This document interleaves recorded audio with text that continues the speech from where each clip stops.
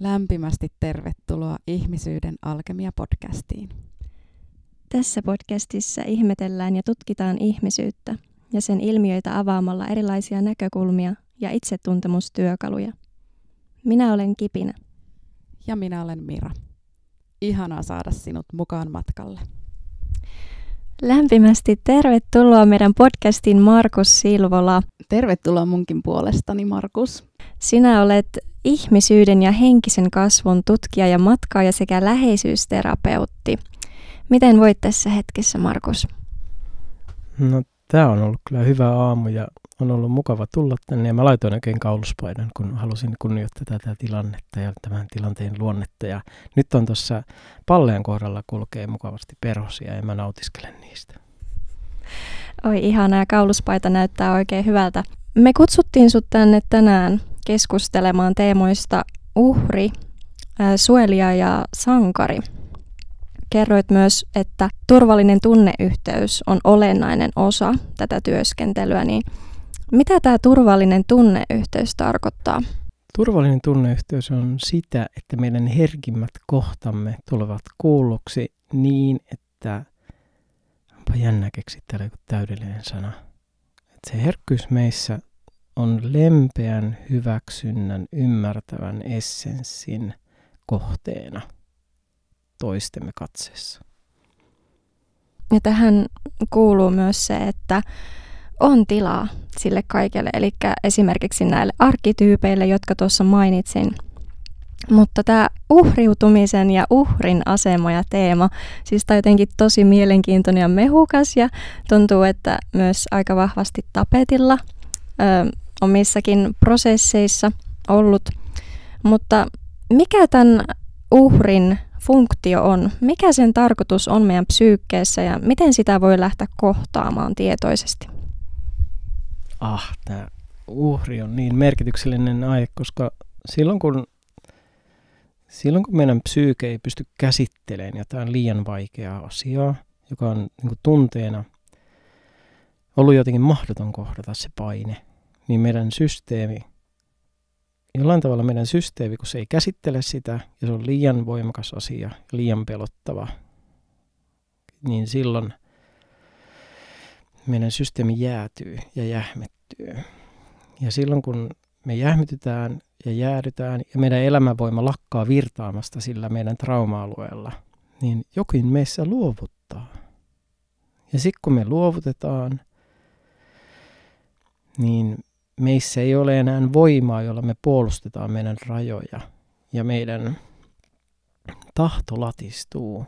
Ja sitten kun se meidän tahto on latistunut ja me ollaan luovutettu ja me ollaan uhriuduttu, että meidän systeemi on mennyt error-tilaan, niin silloin me ei vaan yksinkertaisesti enää käsitellä sitä asiaa sillä jäntevästi. Se meidän resilienssi ei tue meitä niin kuin menemään sitä kohti ja tutkimaan sitä ja haluamaan sitä, vaan me aletaan niin kuin työntää sitä asiaa pois ja odottaa tavallaan, että se, joka sen asian aiheutti, niin se saisi tulla kantaan sen vastuun meidän puolesta. Että se ihminen tulisi ja pelastaisi meidät tästä tilanteesta, että me ollaan nyt suossa kaulaa myöten ja me ollaan lamaannuttu ja me ei yritetä nousta sieltä enää ylös, vaan me odotetaan, että se, joka tämän aiheutti, niin se tulee ja se nostaa meidät sieltä ylös. Ja silloin me ollaan niin kuin pelastamattomissa. Että me ei itsekään, vaikka meitä nostettaisiin sieltä, niin me ei välttämättä noustaisi. Että me jäädään sinne sen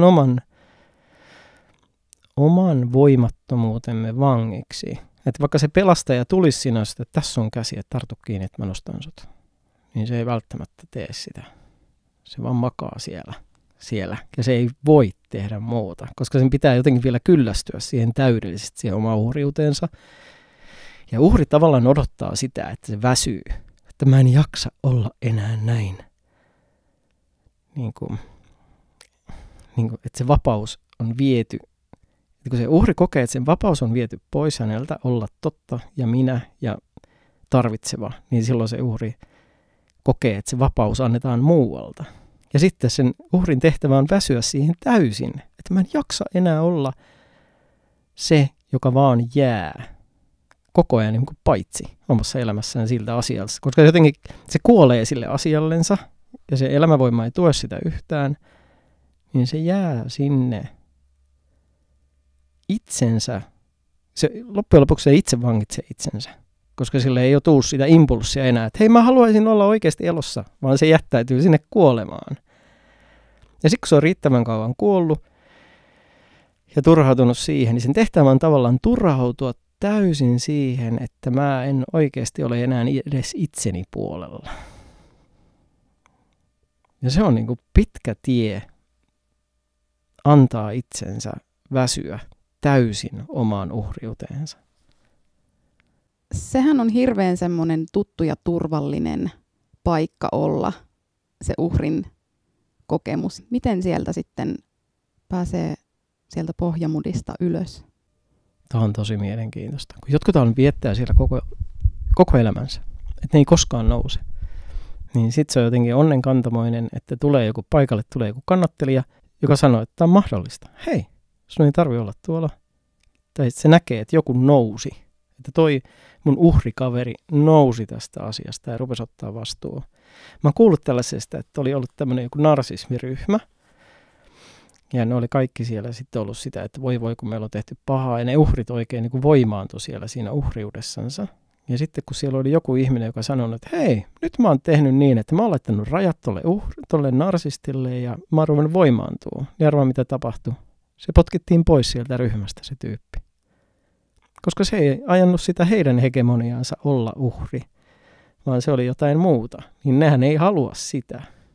Ei ne uhrit halua sitä, että joku lykkää sen vastuun heille itselleen.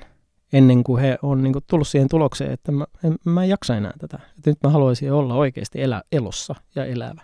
Eli voisiko sanoa, että uhri löytää voimaa siitä voimattomuuden kokemuksesta ja löytää identiteetin itselleen, että siinä on jotain tuttua ja turvallista, niin kuin Mira sanoi.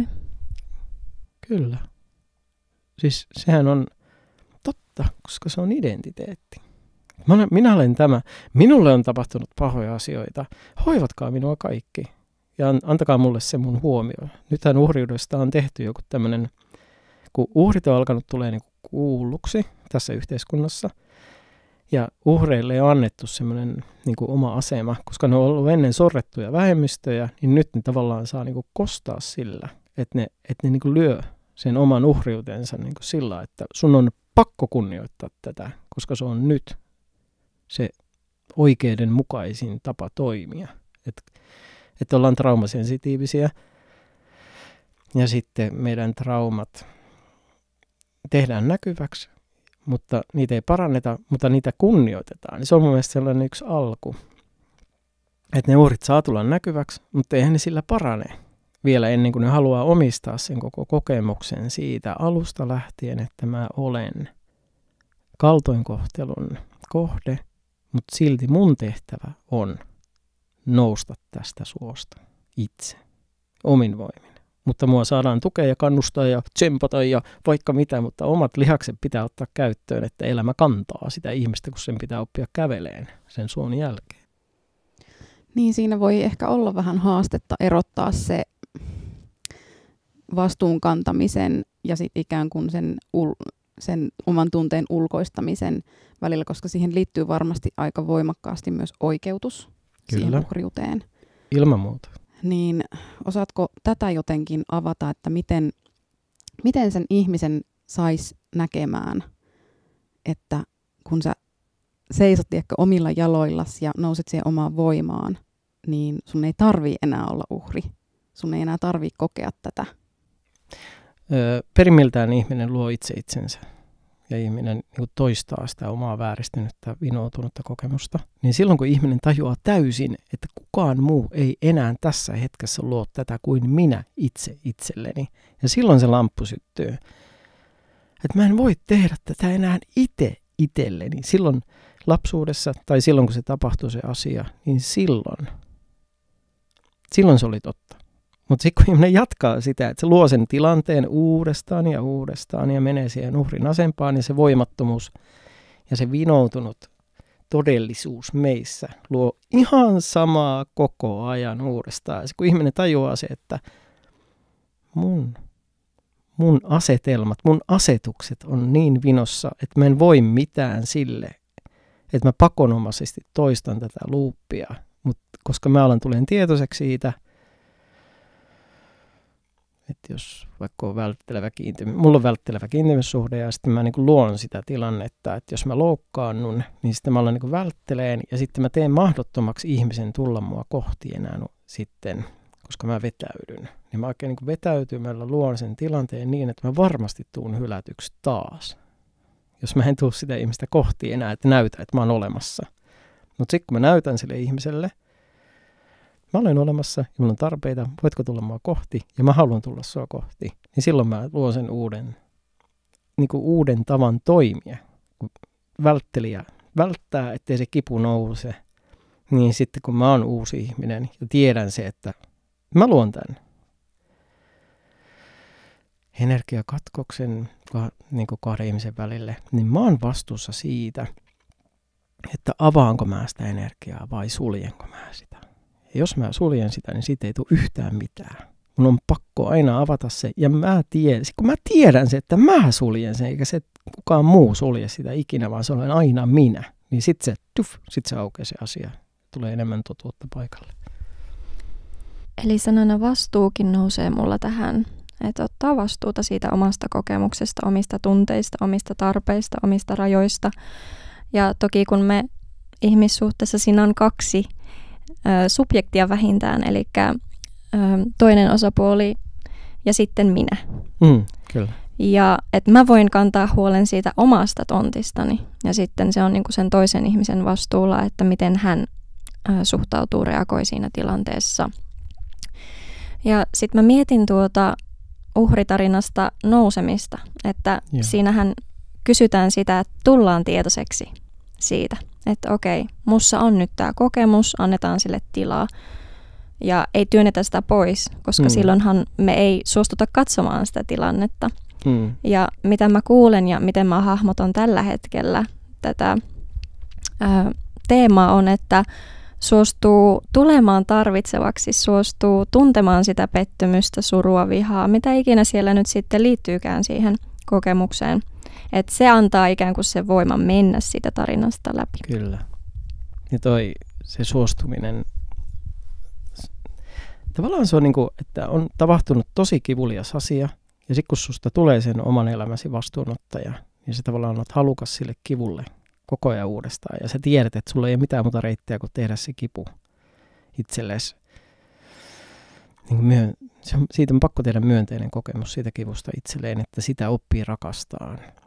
Jos ihminen on ollut siellä, niin mä käytän tätä suota näköjään tänään. Että ihminen on ollut suossa, se ei ole käyttänyt niitä lihaksia, mitä se tarvii pystyäkseen elää. Ja sitten kun se alkaa käyttää niitä, niin se nitisee vaan se systeemi, kun se ei ole käyttänyt sitä omaa tahtoa ilmeentyä todellisena olentona tarpeineen kaikkineen. Niin ne meidän systeemit niin kuin vinkuu siitä, että se on pelottavaa tulla näkyväksi ja uskaltaa itse tavallaan niin kuin romahtaa itselleen. Että se on jännittävää, miten se häpeä meissä, se arvottomuuden kokemus, niin koko ajan niin kuin yrittää kaataa meidät uudestaan sinne suohon. Sillä että hei, mun pitäisi olla toi ihminen, joka juoksee tuolla hienosti niin kuin lennokkaasti tanssien, mutta sitten joku osa meistä vaan niin kuin haluaa maata siellä suossa. Niin se on uskomaton tilanne, että joku kohta, mikä on niin kuin kunnioittaa hirveästi sitä ihmistä, joka kävelee sillä vapaan lennokkaasti, niin haluaa olla se, ja sitten kuitenkin tajuaa, että mä oon silti se myös, joka makaa tuolla suossa. Ja siinä on valtava jänniteväli. Ja se on niin kuin romahduttava, se on niin kuin raastava tunne haluta olla se, joka ei kykene siihen ideaaliin itsessään. Ja se väli täyttyy niin kuin tosi tuskallisesta voimasta. Että nyt itse omassa kokemuksessa, kun mä parannan omaa välttelevää kiintymyssuhdetta, niin mä tiesin se, että suru on iso. Ja se on mahtava, kun se suru tulee koko voimalla. Ja se niin kuin karjasee sen lapsen kivun itsestään ulos. Ja sitten seuraavaan se puolustautuja, joka on siellä sillä, että vittu mä vihaan teitä hylkäjiä, saatanan hylkäjät, se on tosi vihainen niille. Ja sitten, kun mä oon päässyt siitä läpi, niin seuraavaksi tulee se mahdoton häpeä. siitä, että mä oon tää läheisriippuvainen, joka niin kuin makaa täällä vaan ja odottaa, että se äiti tulee ja rakastaa mua. Kuinka se on niin kuin täristyttävän kipeä se häpeä siitä, että mä haluan olla myös se, joka on täysin niin kuin vaan luovuttanut. Mä oon luovuttanut. Että joku musta niin kuin ei ole meidän uskaltaa tulla enää niin kuin tarvitsevaksi millään. Ja siihen suostuminen yhä uudestaan. Se on, niin kuin, se on käsittämätön paradoksi. Sankarihan on se, joka niin kuin loistaa tuolla maailmassa, kun se osaa sen niin hyvin, se oman toimintansa. Ja sitten kun se luovuttaja haluaa tulla sankariksi, niin se joutuu menee koko ajan siihen suohon makaan tietoisesti ja ottaa sen kaiken häpeä vastaan ja kivun siitä vääränlaisuudesta. Ja joka kohdassa, kun se haluaa siivota se oman niin kuin ne lukossa olevat energiat, se joutuu koko ajan sukeltaa siihen suohon halukkaasti.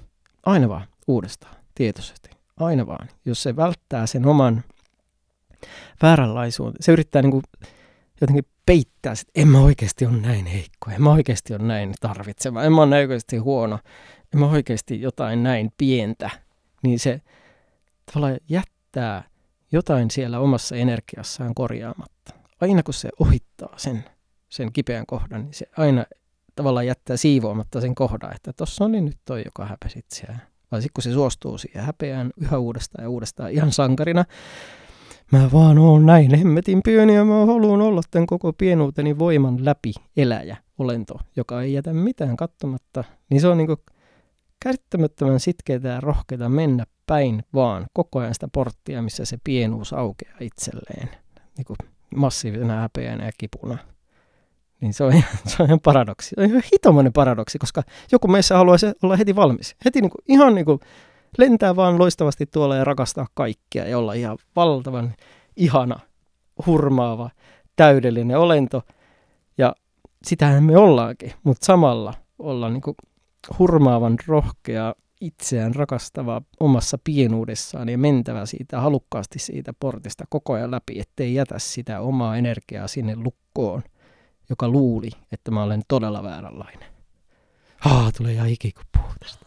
Wow, siis mua oikein hymyilyttää, kun tää kuulostaa niin hienolta ja kamalalta yhtä aikaa, mutta myös tutulta, niin tutulta ja siis sehän on hirveän pelottava tilanne mennä kohti esimerkiksi sitä toista ihmistä.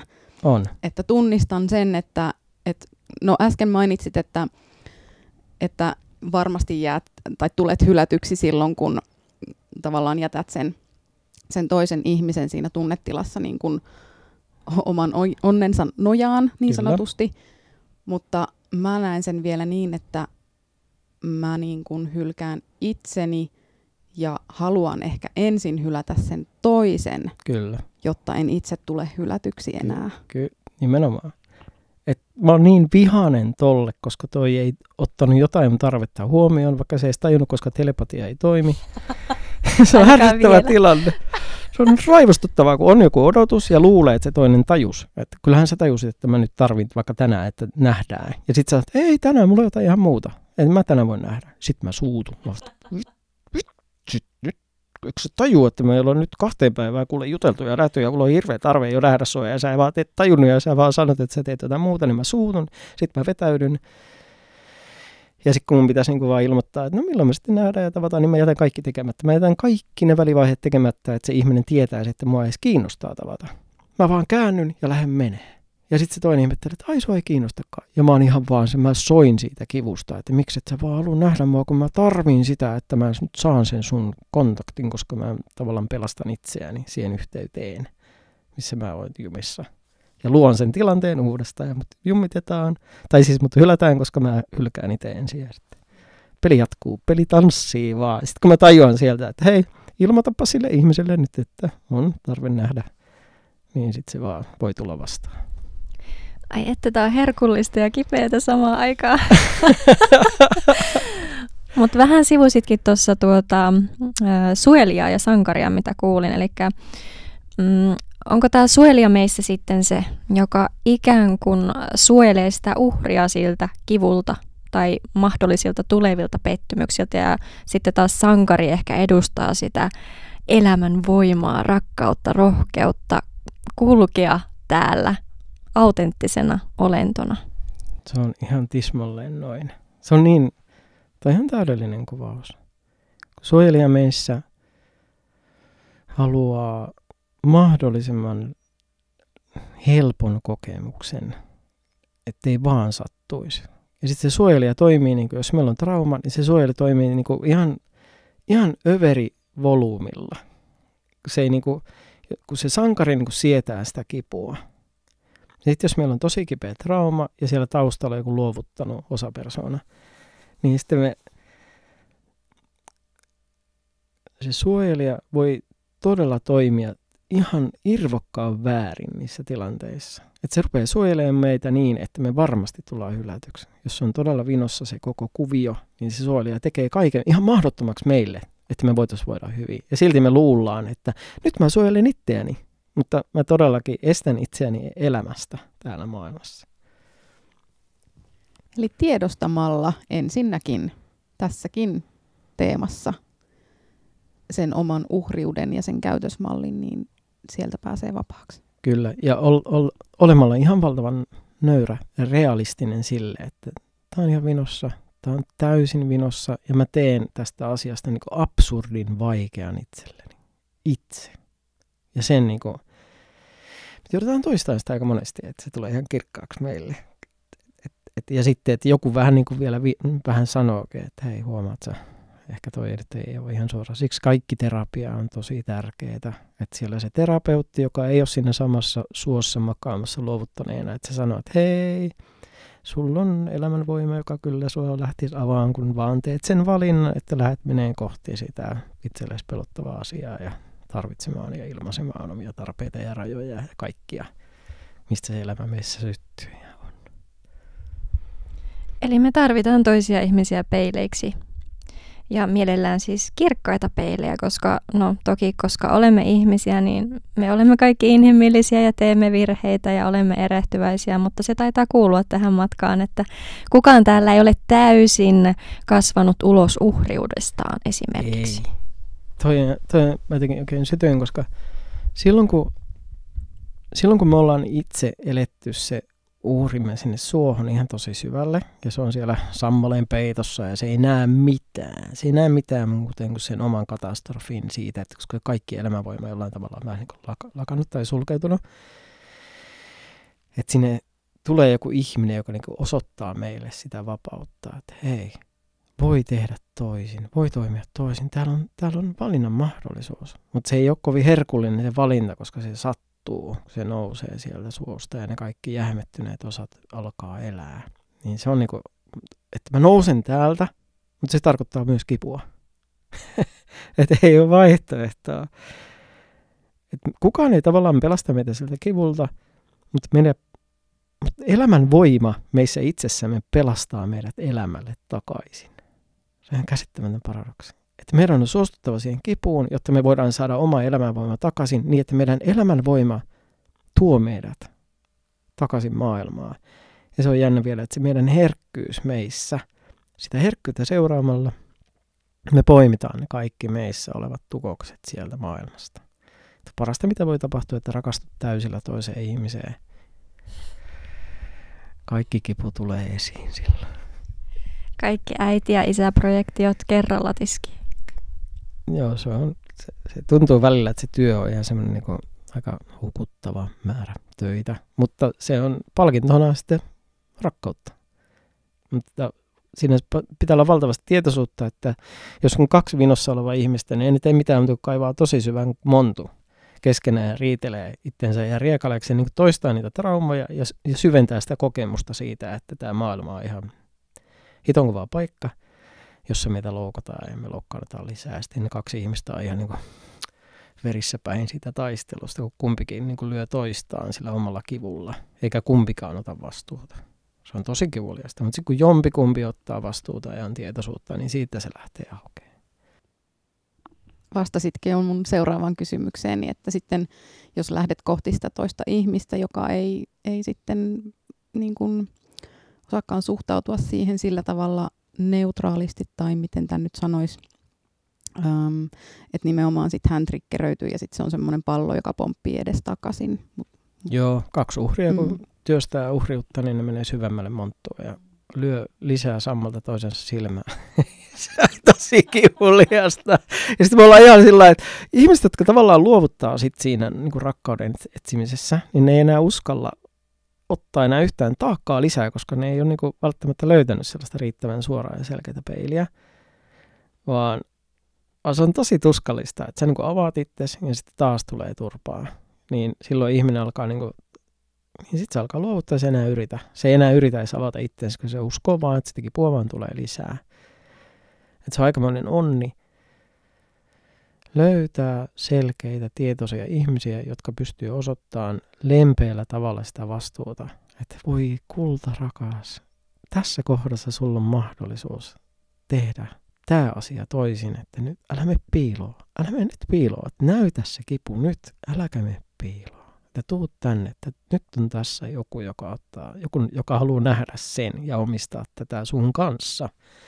Ja se kannattelu on ihan äärimmäisen tärkeää, että se ihminen, joka ei koskaan nähnyt tavallaan sitä, että energiaa virtaa vapaasti kivuliassa kohdassa, niin se oikeastaan tarvii sen kokemuksen siitä, että toinen virtaa eikä pelkää.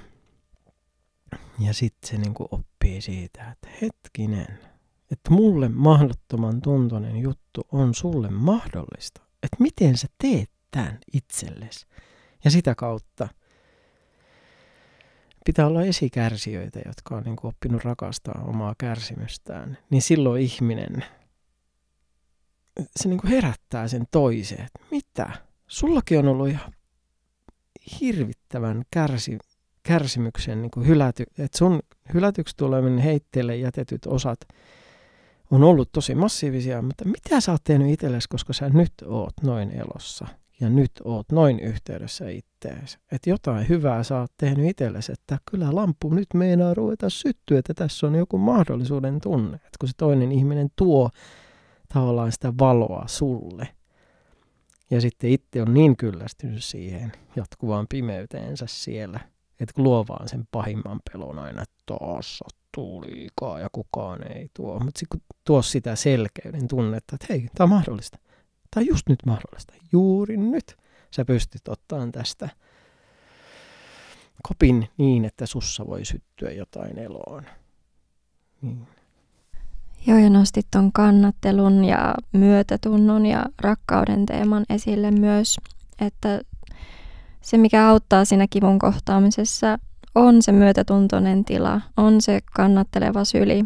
Ja myös sitä kautta me pystytään jatkossa tai pystytään kehittämään meissä sellaista kannattelukykyä sille meidän omalle kivulle ja ehkä myös muidenkin ihmisten kivulle, että myötätunto lisää myötätuntoa, tietoisuus lisää tietoisuutta ja rakkaus se myös samalla tavoin leviää ympärilleen. Niin ja peilaantuu takaisin, että vitsi, mä oon niin innoissani tuosta äskeisestä, mitä puhuit tuossa niin kuin just niistä peilien merkityksestä tämän uhriuden työstämisessä, että mä koen, että oon eniten oppinut just toisten ihmisten kanssa diilaamaan sitä mun uhriutta. Oma kumppani on niin kuin ollut valtava opettaja siinä, että kun mä oon nähnyt, että okei, että hän ei reagoikaan nyt tähän mun defenssiin esimerkiksi, niin ehkä tuossa on nyt just mitä sanoit, että jotain tehty oikein, jotain opittavaa nyt mullakin, että se, että myöskin pitää silmät auki ja just se peilaantuminen, se vastavuoroisuus, niin toimii inspiraationa myös. Todellakin. Se on vähän niin kuin ihmeellistä, että kun sulla on semmoinen ihminen, joka on tosi vapaa ja laaja, ja niin se ei mene kyykkyyn siitä sun kyykyssä olevasta energiasta. Tulee, että mitä ihmettä, kun tämä on mulle mahdotonta, niin miten sä voit väittää, että tämä on mahdollista just nyt?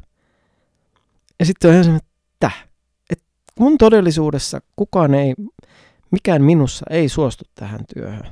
Ja sitten sä oot noin halukas tälle työlle, että mitä sä teet nyt oikein?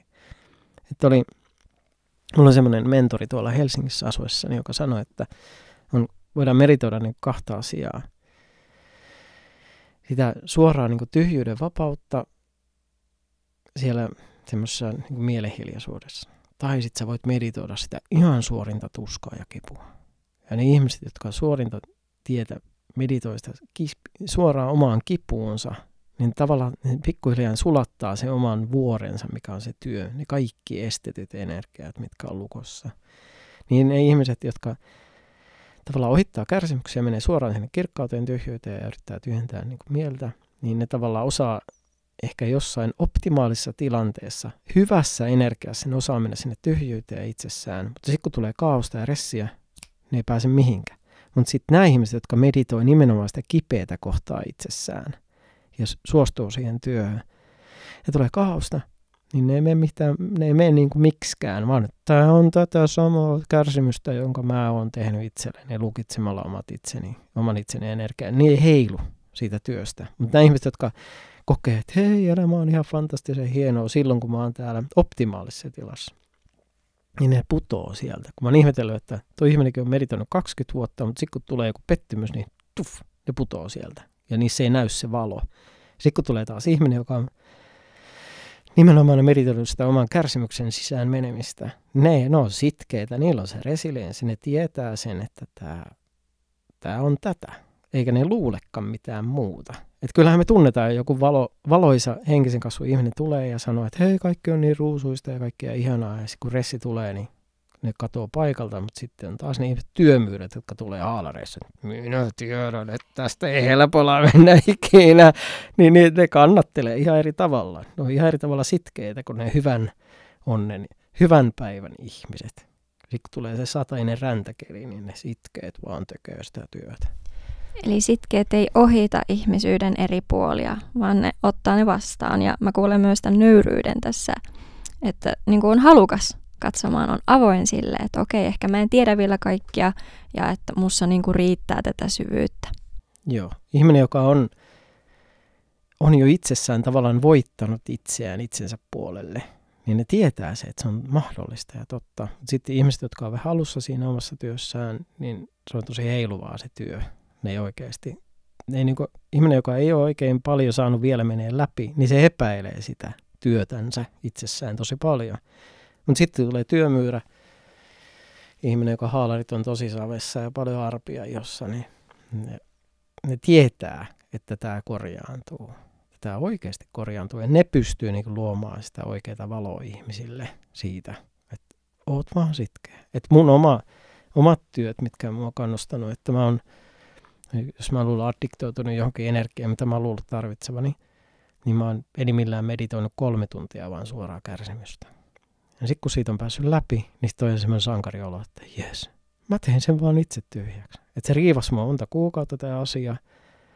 Ja mä luulin, että mä jotenkin alkoi niinku olemaan sellainen, että mä en mahda tälle mitään. Tämä vaan palaa, koko ajan tämä kärsimys palaa muhun. Ja sitten kun mä tajusin, että hei, tää on mun mielen oma addiktio. Ja sitten kun mulla oli sopiva päivä ja mä otin vaan sen asiaksi, niin mä omaan kehooni loin sen jännitteen, sen ressin, sellaisen riivauksen. Ja sitten mä niin aloin haluta sitä, että mä en luovuta. Mä oon tässä suossa ja niin syvässä ja tässä kivussa kuin vaan niin kauan kuin ikinä tarvitsee, että mä en anna tästä periksi. Että vaikka mitä tapahtuu, niin mä istun tämän kanssa nyt ja katon tämän kunnolla. Ja sitten kun se hellitti ja se ei palaa enää takaisin, niin sitten on ihan semmoinen, jes, nyt se vuori on sulatettu. Ja semmoinen, että vähän semmoinen, no mitä hittoa, miksi mä tajunnut vaan tehdä tätä työtä aikaisemmin? Miksi mä vaan halunnut tätä? Että mitä musta on tapahtunut? Mutta kun me ollaan sokeita sinne uhrille, niin uhrihan ei näe, mutta kun sentin eteensä. Ja sitten kun me ollaan vapaita, niin me nähdään koko horisontti niin joka suuntaan. Mutta se uhri ei kerta kaikkiaan, se on niin tyrmistynyt siitä lukkoon menevästä energiasta. Se ei näe vaihtoehtoja. Ei siellä ole mitään, että no mä sitten huomenna meditoin tätä. Ei se edes tajua, että mä voisin tehdä tätä milloinkaan mitenkään. Se vaan pakenee. Joo, ja koen, että se onkin tärkeää tehdä se esimerkiksi tämmöinen tunnemeditaatio, istun tämän tunteen kanssa tässä nyt, niin parhaimmillaanhan se on silloin, ainakin mun kokemuksen mukaan, kun se tunne on päällä aktiivisena, että sitä ei tarvitse lähteä hakemaan, kaivamaan itsestään, vaan että jos on vaikka konflikti päällä, niin ottaa sen oman tilan, menee istumaan sen tunteen kanssa ja antaa sen purkautua, ja sitten saa taas sitä perspektiiviä vähän laajemmin siihen tilanteeseen. Joo, tuo oli just tosi hyvin sanottu, että just silloin kun se nousee, niin silloin sen työn aikaa. Mutta eihän me elämä on joskus sellaista, että ei vaan niin kuin edes hoksaa, kun on niitä suunnitelmia ja kaikkia muita hienoja ideoita. Että mulla on täällä aika huono olo. Että nyt kannattaisi alkaa istua tämän kanssa. Ja sitten jos ei ole ketään niin kuin ympärillä, jotka tekee sitä tietoisesti, että ne vaan istuu. Että mä istuin tämän kanssa nyt, vitsit se meni läpi. Tai sitten ilmentää sen omalla purkamistekniikalla, mikä se sitten onkaan. Niin, minkälaisia muita tekniikoita on olemassa? Osaatko kertoa näistä? No, ihminen, joka stressaantuneet ihmiset, mun mielestä luonto on aika hyvä. Että sä menet vaan sen luontoon ja kuljet se itsesi kanssa ja tunnet sitä tunnetta. Jotkut kirjoittaa asioita. Sitten joku, mulla on ollut ystävä, joka teki sillä, että se alkoi venyttää sen kehoa jollain jooga. Se vaan valitsi intuitiivisesti jonkun tekniikan, miten se rupesi venyttämään sitä kehoa ja sitten se alkoi päästää ääniä. Se päästi koko eläintarhan valloilleen sieltä, mikä ääni sieltä intuitiivisesti tuli ja se purki sen. Sitten se näytti aina mulle joskus kehoa, että mulla on tässä kohdassa tämmöinen pieni sidekudos rustuttuma juttu, mutta mä oon nyt venyttänyt sitä aika paljon, niin nyt se kohta aukeaa tuosta ja keho korjaa itsensä. Se on ihan tosi uskomaton. Mutta tekniikka on lukematta. Jotkut maalaa, jotkut tanssii. Siis ihminen on äärimmäisen luova. Ja ihan mikä tahansa tekniikka, mikä itselle toimii, niin se kannattaa etsiä. Et silloin kun ihminen löytää sellaisen niin kuin itselleen sopivan välineen, niin silloin se on, niin kuin alkaa olla voiton puolella, kun se tietää aina millä se menee vaan ja tekee sen työnsä ja keskittyy. Antaa itsensä olla totta sille hetkelle kokonaan. Mulla on sillä yleensä, että mä menen makuasentoon, että keho on mahdollisimman rento. Ja jos mulla ei ole univelkaa, niin mä pystyn tosiaan olemaan siinä pitkään siinä, että mä vaan oon siinä hetkessä, annan sen tunteen tuntua ja yritän pitää huomion koko ajan siinä kohdassa, missä se tunne tuntuu. Ja palaan siihen koko ajan. Mun mielihän vaeltaa, mutta sitten mä aina palaan siihen ja on vaan totta sille kohdalle. Ja haluan sen kaikkineen. Se on jännä kohta se, että kun tulee se tuskallinen tunne, ja sitten niin kuin intentoi vaan se, että mä haluan tämän. Mä haluan oikeasti, mulla on semmoinen sitkeä tunne, että mitä tahansa tapahtuu, mutta nyt tämän mä haluan oikeasti ottaa itselleni vastaan kokonaan nyt. Silloin se lähtee aukeamaan. Mutta kun silloin se uhri on vähän vallalla, niin silloin tekosyitä. No ei kai tätä, ei nyt ihan oikeasti. Että miksi tämän? Ja sitten kun se oikeasti lähtee menee läpi, että se energia alkaa vapautua, niin mulla tulee semmoista siniharmaata valoa, joka lähtee niin kuin laajenee ja niin kuin liikkuu ja elää mun sisällä. Mä näen jotenkin vähän selvänäköisesti ehkä siitä, miten se energia liikkuu. Ja sitten, kun se energia on sillä lailla tasaantunut, niin mä korjaan sen vielä sillä, että mä pyrin saamaan mahdollisimman ison kokemuksen omasta myötätuntoisesta, rakastavasta, lämpimästä tilasta itseäni kohtaan siinä asiassa. Ja mä oonkin huomannut joskus, että mä oon niin vaikka tutkinut häpeää sitä raakaa kohtaa siinä arvottomuudessa.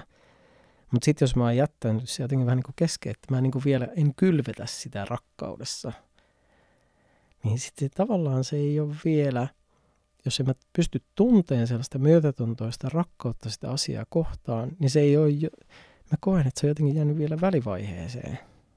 Että niin huone ei ole siivottu, mutta siellä ei vielä laitettu sitä tähtipölyä, sitä semmoista upeata kimallusta, sellaista valon säkenöintiä. Sitten kun tulee se myötätunto, niin silloin se elää, se sykkii sellaista, että nyt tämä on elossa, nyt tämä kohta oikeasti elää.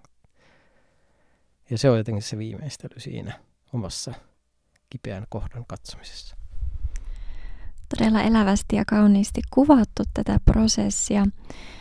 Mä mietin, että miten tämä uhri ja suojelija eroaa toisistaan? Kun uhrissa on se kipu, niin mä koen, että suojelija on uhrin työmies. Ja mitä hanakammin suojelija suojelee uhria vääristyneillä tavoilla, niin sitä hanakammin se piilottaa ja kätkee sen kivun meistä, itsestämme. Että me ei itsekään. Jos suojelija on supertehokas, niin me ei edes tiedetä, että me ollaan kipeitä. Mutta sitten elämä kyllä yleensä näyttää meille sen kivun. Jos me halutaan olla totta ja eläviä ja rakkaudessa, niin se meidän kipu vaan niin kuin se lykätään meidän naamaan ihan kiinni. Ja sitten, jos meillä on paljon vihaa, niin meidän suojelijahan voi olla niin tehokas, kun se viha suojaa sen. Että me ei tunneta yhtään mitään vaikka silloin kun mulla on se välttelevän, kun mä alan loukkaantua toiselle, että kun se ei huomaa mun tarpeita, vaikka mä kuinka telepaattisesti sille viestitän, niin sitten kun se suojelija, kun mä suutun siitä, niin mä en tunne mitään ikävöintiä, en kaipausta, en mitään herkkyyttä. Mä en pysty puhumaan mun sisäisen lapsen puhetta ollenkaan. Mä oon aivan kova aikuinen ja ei mikään tunnu miltään.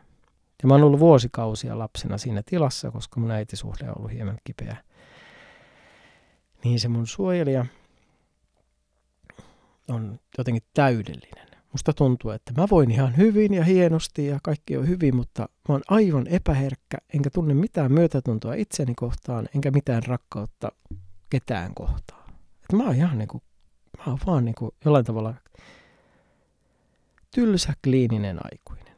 Kaikki menee hyvin, mutta jos joku itkee tuossa vieressä, niin mulla on ihan semmoinen ihan sama, ei kiinnosta pätkääkään, kun se suojelija on kaapannut sen tilaa. Mutta sitten kun mä oon niinku yhteydessä omaan haavoittuvuuteen ja herkkyyteen, niin silloin mä voin vasta tehdä sitä oikeaa työtä. Ja se on tosi jännittävääkin, miten lukkoon mä joskus menen. Sitten mä sanon, wow, kylläpä menin lukkoon. Ja sitten mä sanonkin yleensä kumppanillekin, kun se tulee, että mun soturi on paikalla. Että nyt on turha että mun pitää jotenkin saada tää auki.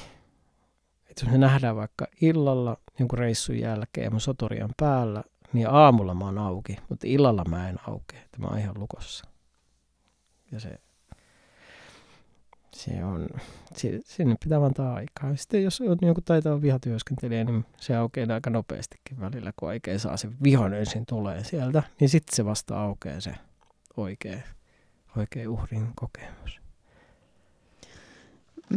Tästä tuli mieleen kysyä tämmöisiä erilaisia viitekehyksiä, minkä avulla me voitaisiin tutustua tähän uhriuteen ja näihin eri aspekteihin, mitä tässä on puhuttu. Että arkkityypit tuli mainituksi tuossa, mutta olisiko esimerkiksi tunnelukkoasiat semmoinen, yksi sisäinen lapsi, tämmöiset näkökulmat? Ja jokaista asiaa suojelee ihan omanlainen osapersona.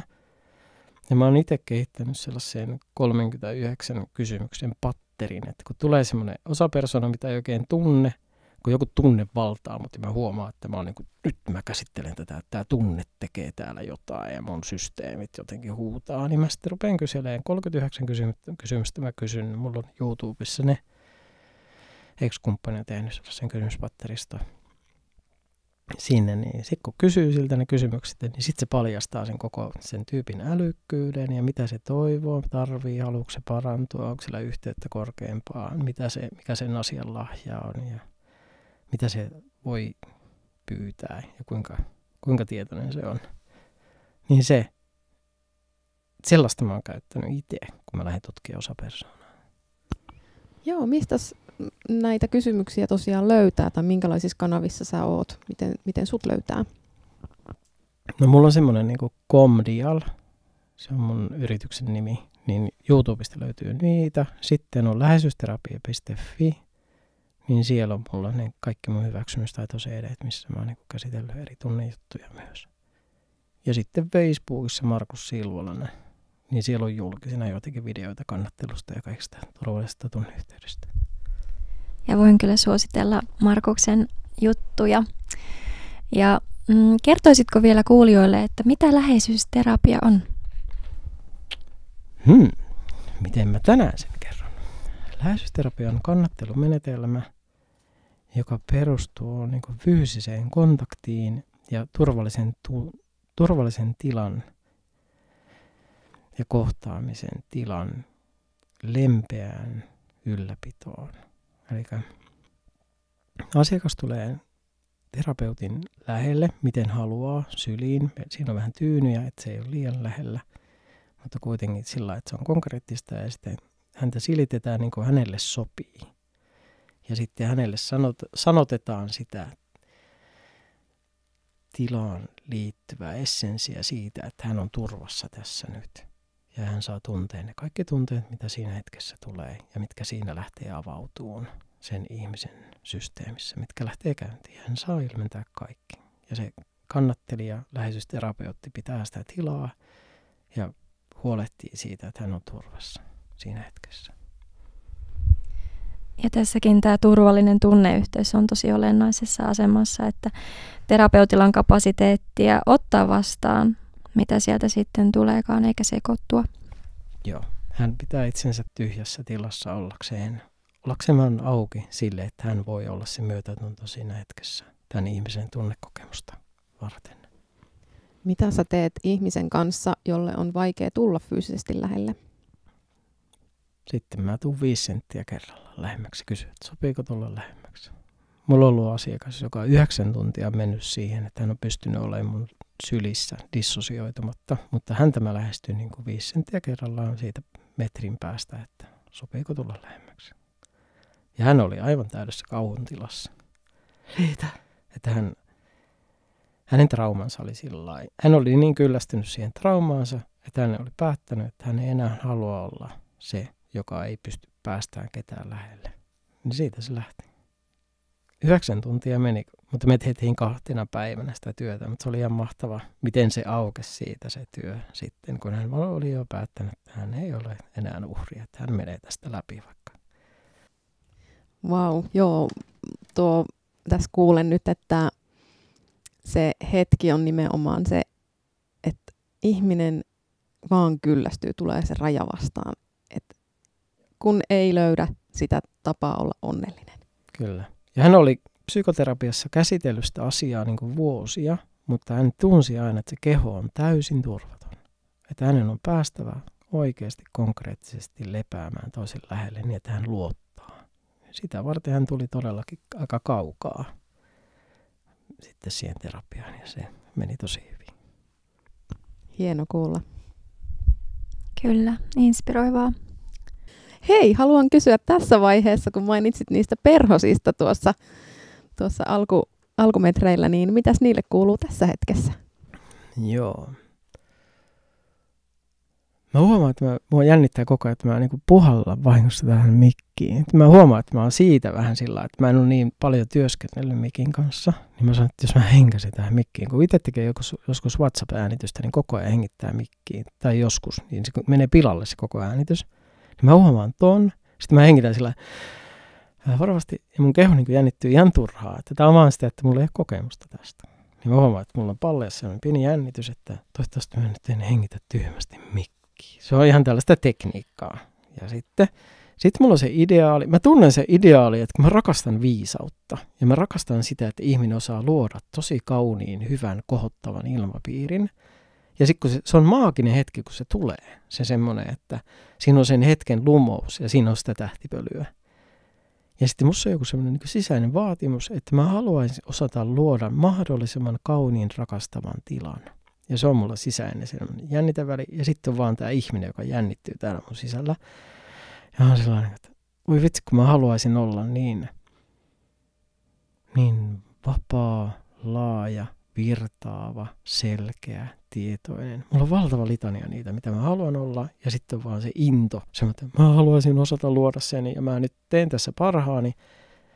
Ja uskallan yrittää. Mulla on koko ajan, että mä uskallan tosi paljon yrittää. Ja joku kohta musta kuuntelee itseä, että mä selitin tän näin. Ja olipa kiva, kun ne sanat vaan tuli. Ja nyt mä jotenkin ponnistan. Koko äly on ponnistamassa nyt, että mä osaisin sanoa tosi selkeästi, kirkkaasti, hienosti, avaavasti, vakuuttavasti ja vaikka mitä. Että siellä on mulla iso jänniteväli siihen mun ideaaliin. Mutta samalla mulla on semmoinen koko ajan semmoinen tunne, että mun elämävoima niinku kantaa mua, että mua riittää. Ja sitten että vaikutatte jotenkin ihanilta siellä. Kumpikin, että teidän niinku se läsnäolo tukee ja kannattelee mua tosi hyvin kanssa. Että mulla on semmoinen, että mä uskallan tätä tosi hyvin, että tää on tosi siistiäkin, että on tosi hienoa. Ja sitten aina välillä, kun te sanotatte asioita ja kysytte asioita, ne on niin hienosti kiteet, että on vaan sellainen vau, ja sitten lähtee multa tulee vastausta takaisin. Että mä oon sillain, tää on kyllä hieno kohta. Kiva kuulla. Joo, siis tosi ihana kuulla ja mä niin fiilan kun sä jaat avoimesti sitä, mitä sä käyt läpi, koska siis kuulijoille tiedoksi mä prosessoin aika paljon häpeää näiden äänitystenkin aikana ja jälkeen, että mitä tässä nyt tulee puhuttua, että onko mä tarpeeksi selkeä, että siellä se oma rakkaudettomuuden haava reagoi, että jos mä nyt en olekaan täydellinen, mitä se nyt sitten ikinä tarkoittaakaan, niin sitten tämä on jotenkin epäonnistunut mun osalta. Mutta että se on sitä tarinaa, mitä se sisäinen kriitikko ja vaatija siellä syöttää. Ja ehkä se on myös se suojelija, joka pyrkii suojelemaan siltä kivulta. Mutta mä tässä fiilistelin myös sitä, että sankari voisi olla se, joka rakastaa. Eli se on rakastaja, kun taas sitten tämä uhri on se, joka tarvitsee sitä rakkautta. Elikkä, joo, että tämä niinku loksahti mulle tässä keskustellessa, kun jaoit. Niin, joo. Joo. Se on, ja sankari uskaltaa, että sankari on niinku halukas sille työlle. Että vaikka kuinka ison lohikäärmeen se siellä kohtaa, niin se tietää jotenkin, että sen on mentävä päin, että ollakseen totta, niin on vaan mentävä sitä voimaa päin. Että koko elämä on tavallaan niin kuin voimien välistä taistelua. On sen uhrin osan luovuttaneet voimat, jotka ei niin kuin haluaisi enää kärsiä tippaakaan. Ne ei halua yhtään kärsimystä, ja sitten kun ne ei niin kuin avaa sitä energiaa, niin kärsii koko ajan. Ja sitten sankari tietää se, että mä en suostu oleen pienempi kuin mä voin olla.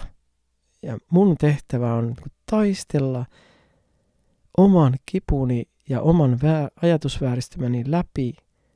Tavallaan sankaria niin taistelee sen totuuden miekan kanssa siellä hötteikössä, minkä se on luonut, kun siellä on koko ajan niitä vääristymiä, että mä oon uskonut ihan hulluja ajatuksia siitä, miten tämä muka totuus pitäisi olla mukamas. Ja sitten totuus on ihan, se on se mikä se on, ja sitä me ei voi käydä kauppaa siitä. Ja me sankarina, me ollaan sen totuuden miekan kanssa siellä viidakossa, ja me lyödään niitä meidän omia vääristyneitä konsepteja alas estämästä meitä näkemästä koko laajuutta ja selkeyttä ja tyhjyyttä, mikä tämä maailma on, missä virtaa vaan se mikä on kaikki. Se virtaa meitä varten koko ajan, mutta me ollaan itse suljettu se, ja se sankari näkee, että mun on taisteltava omien vääristymien ja oman pelon edessä sen kanssa, että mä en kestä mun omaa kärsimystäni. Itseeni sulkemaan kärsimystä, mitä tämä elämänkokemus on mulle antanut, minkä mä oon suunnitellut vielä jossain tuolla, että mitä tulin tänne kärsimään. Eli nyt jos me laitetaan rinnakkain suojelija ja sankari, niin sankari pitää aina meidän niin kuin, totuuden puolta, sanotaanko näin? Joo. Yes. Se ei luovuta ennen kuin se on niin kuin täysin vapaa ja tyhjä ja valoa täynnä. Ja mulle tämä sun kuvailema sankari kuulostaa jokseenkin maskuliiniselta energialta, sellaiselta läpimenevältä, jämptiltä, integriteetin pitävältä. Ja sitten mä niinku haluaisin itse nostaa tässä myös sen feminiinin osapuolen, just sen, joka antaa sitä myötätuntoa, rakkautta, sallii, että suostuu tuntemaan. Eli sekin hän kuuluu toki tähän pakettiin. Tavallaan mulla vaan nousi tällaisia mielikuvia, että sitten ehkä se sankaritarkin on siinä samassa paketissa. Siellä on oltava kummakin. Se on ihan ehdoton, että kun sankari osaa jotenkin suostua siihen kärsimykseen ja sitten sankaritar meissä yhdistää sen elämän takaisin yhteyteen siitä erillisyydestä. Että se niinku antautuu yhteyteen. Joo, onpa jännä. Mä en ole koskaan mä en ole niin rakastanut käsittelemään maskuliini-feminiä kuin jotkut, mutta tosiaan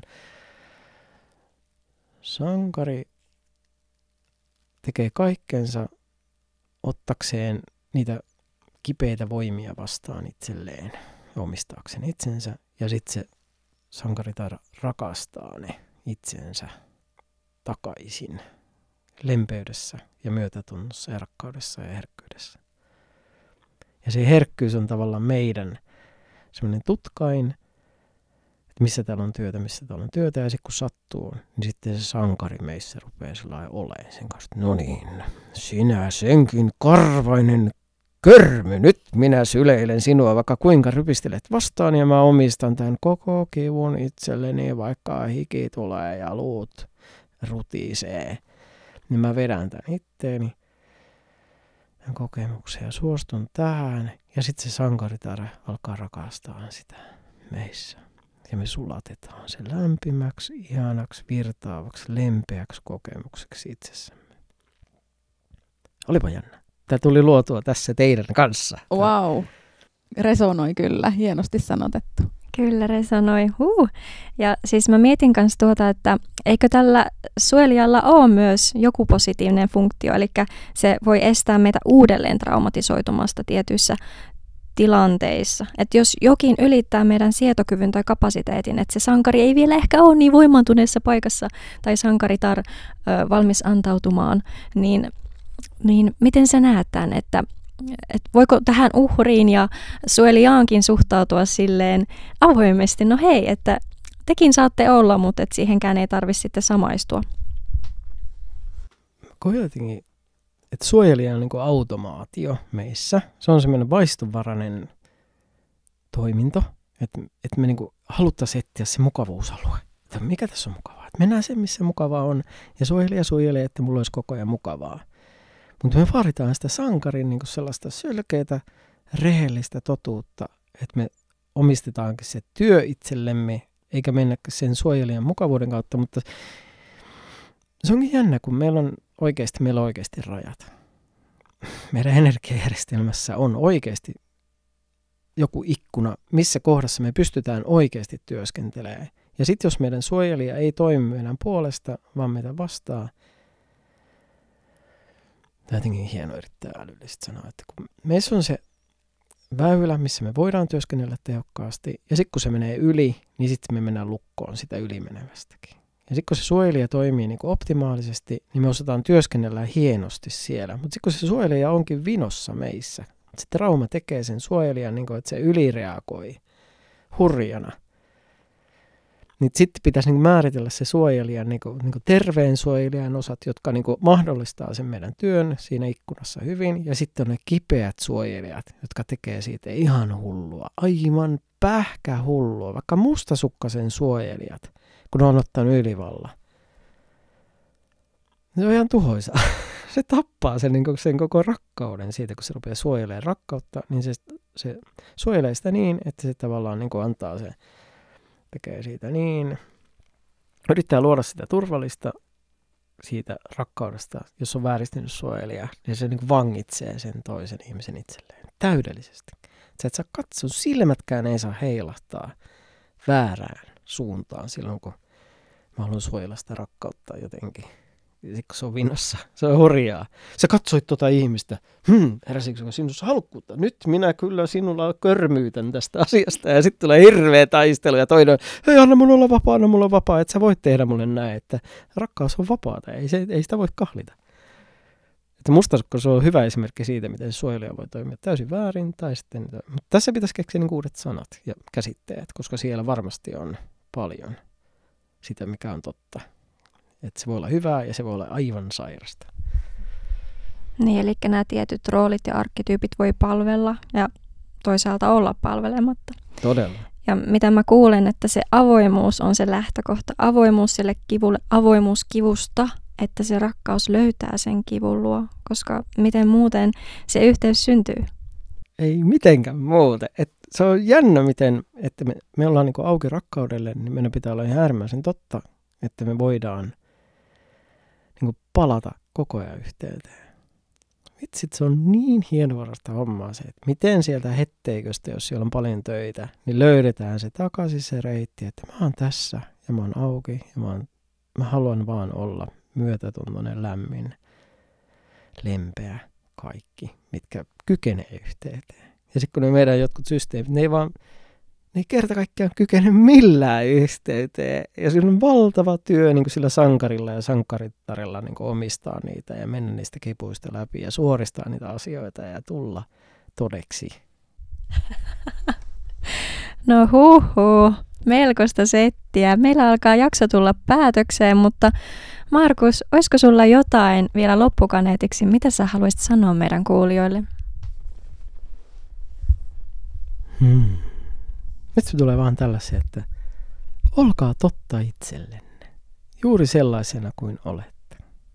Niin se herkin kohta teissä vie teidät sinne vapauteen. Ja se on se johdattelija. Upea. Kiitos Markus. Ihanaa, kun olet ollut meidän vieraana täällä tänään. Kiitos munkin puolesta. Tämä oli todella avaava keskustelu ja taas opittiin paljon. Kiitos kun olit. Kiitos. Mulla on kunnon hiki. Tähän on hyvä päättää. Ehkä tuonne Rauhaniemen saunaan tästä sitten puhdistumaan. Valmiiksi hiki päällä. Kyllä. Jes, kuullaan taas ensi jaksossa. Ja siellä meillä on vieraana perinnetutkija Sami Nuora. Joo, Samin jakso tulossa seuraavaksi. Sitä odotellessa niin kuunnelkaa meidän vanhoja jaksoja. Et 3 viikon välein meillä tosiaan tulee uusi jakso. Ja jos haluatte ottaa yhteyttä meihin, niin sähköpostilla ihmisyydenalkemia@gmail.com. Voi laittaa palautetta. Jos haluat tulla vieraaksi, niin voit itseäsi ehdottaa. Tai sana on vapaa. Olkaa yhteydessä. Ja myöskin meidän Instatili ihmisyyden alkemia. niin sinne koitetaan sisältöä tuottaa.